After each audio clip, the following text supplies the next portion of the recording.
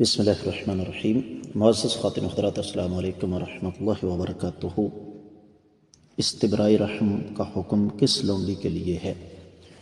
یہ ہے ہماری آج کی حدیث مبارکہ کا موضوع۔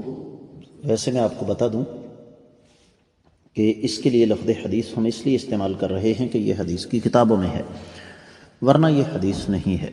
مشکات المصابیح کتاب النکاح باب ہے لونڈیوں کے لیے استبراء رحم کا حکم، 3348ویں حدیث کتاب میں ہے، جبکہ دوسری طرف 5ویں حدیث باب میں ہے۔ الفاظ سماعت فرمائیے گا۔ وعن ابن عمر رضی اللہ عنہما انہ قال اذا وهبت الولیدۃ التي توطأ او بیعت او اعتقت فلیستبرئ رحمها بحیدۃ ولا تستبرئ العذراء، رواہما رزین۔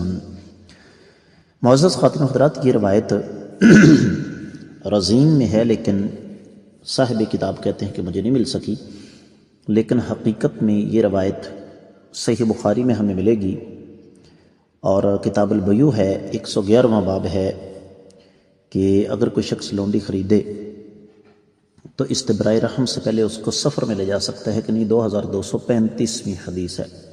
تو اس کا مطلب یہ ہوا کہ حدیث کی سند میں تو کوئی اعتراض نہیں، لیکن یہ نبی علیہ السلام کا فرمان نہیں، یہ سیدنا عبداللہ بن عمر رضی اللہ تعالیٰ عنہما کا قول ہے۔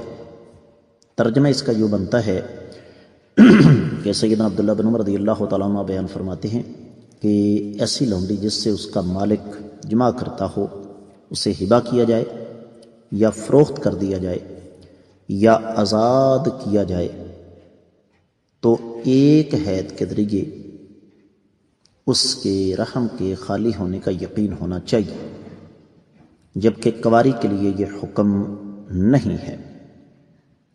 تو جو میں نے ابتدا میں گزارش آپ کی خدمت میں رکھی کہ کس لونڈی کے لیے استبراء رحم کا حکم ہے، یہ سیدنا عبداللہ بن عمر رضی اللہ تعالیٰ عنہما کا قول ہمیں بتا رہا ہے کہ یہ حکم اس لونڈی کے لیے ہے جس کے ساتھ اس کے مالک نے حق زوجیت ادا کیا ہو۔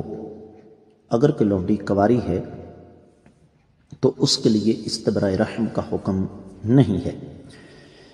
میں باب کے اختتام پر آپ کی خدمت میں عرض کر دوں کہ فی زمانہ کیونکہ لونڈی کا کوئی تصور نہیں، لہذا ہمیں اس بات کو چھیڑنے کی ضرورت نہیں، لیکن حدیث میں باب آ گیا، ہم نے الحمدللہ احادیث پڑھ لیں، اس کے ساتھ یہ باب مکمل ہوا۔ اجازت دیجیے، السلام علیکم ورحمۃ اللہ وبرکاتہ۔